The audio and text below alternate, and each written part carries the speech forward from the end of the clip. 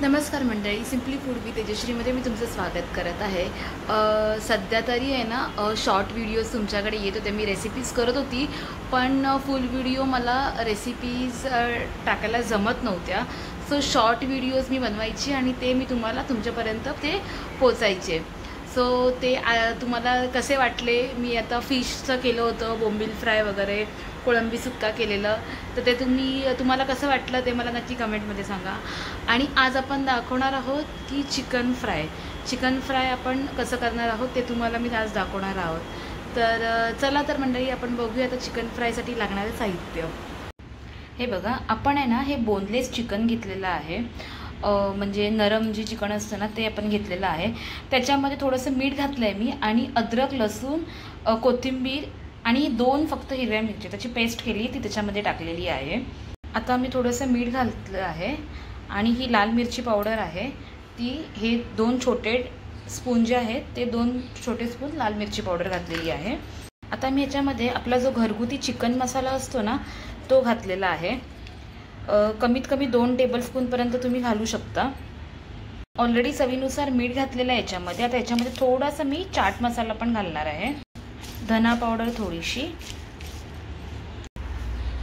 काळी मिरी पावडर थोडीशी, 1 टेबलस्पून दही, जे आपण पोहे वगैरे घालतो ना, पोहे वगैरे खातो ना ते टेबलस्पून 1 दही घालायचं आहे। आणि हे मिश्रण सगळं एकजीव करून घ्यायचं आहे। हे बघा, हे असं मिश्रण आपण एकजीव करून घेतलेलं आहे। तुम्हाला पाहिजे असेल तर तुम्ही त्याच्यामध्ये रेड कलर पण घालू शकता, पण मला अशी गरज वाटली नाही म्हणून मी रेड कलर घातलेला नाही तर तुम्ही घालू पण शकता रेड कलर। आणि आता हे जे आहे ते अर्धा ते 1 तासासाठी मॅरिनेशनला ठेवायचं आहे। हे बघा, मी हे ना 2 आवर्समध्ये ठेवलं होतं मॅरिनेशनला।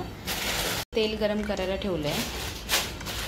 हे बघा, तेल आपलं छान टाकलेलं आहे। आता आपण याच्यामध्ये एक सोडूया।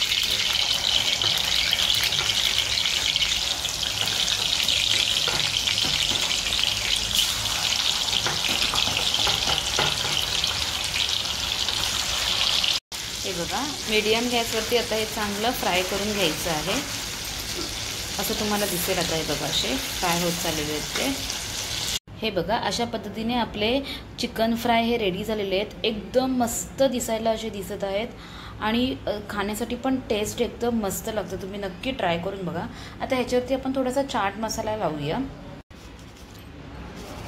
हे बघा, असा चाट मसाला आपण थोडासा लावायचा आहे, आणि मस्त असं गार्निशिंग केलेलं आहे। आणि ही आपली चिकन फ्रायची रेसिपी रेडी झालेली आहे।